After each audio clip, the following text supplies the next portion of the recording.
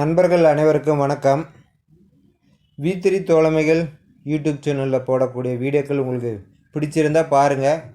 பிடிக்கலையா உங்களுடைய நேரத்தை வேறு எதுக்காச்சும் பயனுள்ள வகையில் மாற்றிக்குவாங்க அப்படின்றத சொல்லிக்கிறேன். இன்று ஒரு தகவல் என்ன அப்படின்னு பார்த்தீங்கன்னா, ஓயாமல் சுற்றிக்கிட்டு இருக்கிறது நம்ம உலகம் மட்டும் கிடையாதுங்க. வேலைக்கு போகிற பெண்களும் அப்படி தான். வீட்டில் காலையில் எழுந்திரிச்சு சமைக்கணும், வேலைக்கு போகணும், மறுபடியும் ஈவினிங் வந்து சமைக்கணும், குழந்தைங்கள பார்த்துக்கணும், வீட்டு வேலை செய்யணும். இப்படி பல வேலைகளுக்கு இடையில் அவங்களும் ஒரு பூமி மாதிரி சுற்றிக்கிட்டு தான் இருக்காங்க. முதுமையில் நம்ம எல்லாத்துக்கும் முக சுருக்கம் வரும் இல்லையா? ஸோ அது காலம் என்ன அழகு நிலையம் நமக்கு போடக்கூடிய மேக்கப்பு. இதிலேருந்து யாராலையும் கண்டிப்பாக தப்பிக்கவும் முடியாது, அதுக்கு கட்டணமும் கிடையாது. அதே போல் பரம்பரை சொத்து அப்படின்றது நம்ம அப்பா சேர்த்து வச்ச பணம் சொத்து அல்லது நம்ம தாத்தா சேர்த்து வச்ச பணம் சொத்து மட்டும் கிடையாதுங்க. நம்மளுடைய அப்பாவின் பெயரும் ஒரு பரம்பரை சொத்து தான். ஏன்னா வெளியில் போய் நீங்கள் ஒரு செயல் செய்யும் பொழுது இன்னார் மகன் அப்படின்னு சொல்லிட்டு அப்பாவோட பெயரை முன்மொழிஞ்சு தான் நமக்கு உண்டான அடையாளம் அங்கே கிடைக்குது.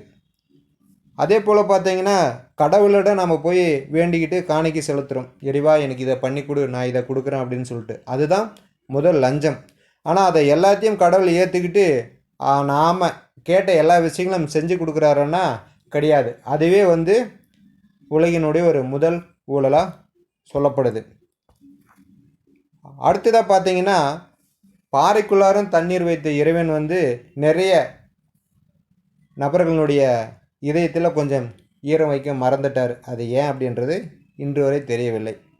இன்று நாம் காலில் மிதியாக பயன்படுத்தக்கூடிய ஒரு கால் மிதியாகட்டும் அல்லது ஒரு கரித்துணியாகட்டும், வண்டி தொடக்கக்கூடிய ஒரு பழைய துணியாகட்டும், ஒரு காலத்தில் நம்ம ஆசைப்பட்டு வாங்கிய துணி தான். துணிக்கு தான் இந்த நிலைமை அப்படின்னு பார்த்தா நிறைய மனிதர்களுக்கும் இந்த நிலை அப்படின்றத புரிஞ்சுக்கலாம். துணி இல்லாமல் நம்மளுடைய பிறப்பு, துணி இல்லாமல் நம்மளுடைய இறப்பு. முதல் குளியல் யாருடையதோ கடைசி குளியலும் யாருடையது. இதற்கு இடையில தான் நம்மக்கிட்ட இருக்கக்கூடிய பணம் பொருள் எல்லாமே. அது கைவிட்டு போச்சு, நம்ம உயிர் நம்ம உடல் விட்டு போச்சு அப்படின்னு சொன்னால் ஒன்றுமே கிடையாது. இது எல்லாரும் தெரிஞ்சுக்கிட்டோம் அப்படின்னா இருக்கிற வாழ்க்கையை சந்தோஷமாக வாழலாம். அடுத்த மைவி3 த்ரெட்ஸில் இன்றைக்கு உண்டான தகவல், ஆல்ரெடி 18ஆம் தேதி இயரிங் அப்படின்னு சொல்லியிருந்தாங்க. அதுக்கப்புறம் அதை 20ஆம் தேதி அப்படின்னு சொல்லிட்டு மாற்றி வச்சுட்டாங்க. 20ஆம் தேதி ஏதாச்சும் ஒரு செய்தி கிடைக்கும் அப்படின்னு நிறைய நபர்கள் எதிர்பார்த்தோம். ஆனால் அதை மறுபடியும் ஜனவரி 3ஆம் தேதிக்கு அப்படின்ற மாதிரி மாற்றி வச்சுட்டாங்க. பால் மாதிரி வந்து இந்த தேதி அந்த தேதி அப்படின்னு மாற்றி மைவி3 த்ரெட்ஸோட அந்த ஜாமீன் அப்படின்றது தள்ளி போயிட்டே இருக்குது. ஸோ அதுக்கு எப்போ ஒரு விடுவி காலம் வரும் அப்படின்றது சரியாக இங்கே முகவரிட்டு சொல்கிறதுக்கு யாருமே கிடையாது அப்படின்னு கூட சொல்லலாம். ஜனவரி 3ஆம் தேதி அப்படின்னு சொல்லியிருக்கிறாங்க. இடையில கோர்ட்டில் சில லீவெல்லாம் வரும் அப்படின்ற ஒரு காரணத்தினால, நிறைய லீவெல்லாம் வருது அப்படின்றதுனால, ஸோ ஜனவரி 3ஆம் தேதியாச்சும் ஒரு இறுதியான தகவல் கிடைக்குமா அப்படின்னு பார்த்தா அதுவும் சந்தேகமாக தான் இருக்குது. ஏன்னா எம்டி அவர்கள் ஜெயிலில் இருந்தபோது இன்றைக்கி வருவார் நாளைக்கு வருவார் அப்படின்னு சொல்லிட்டு கிட்டத்தட்ட 3 மாதம் கடத்திட்டாங்க. அதே போல் எம்டி வெளியில் வந்து கிட்டத்தட்ட 75-80 நாள் பக்கம் ஆக போகுது.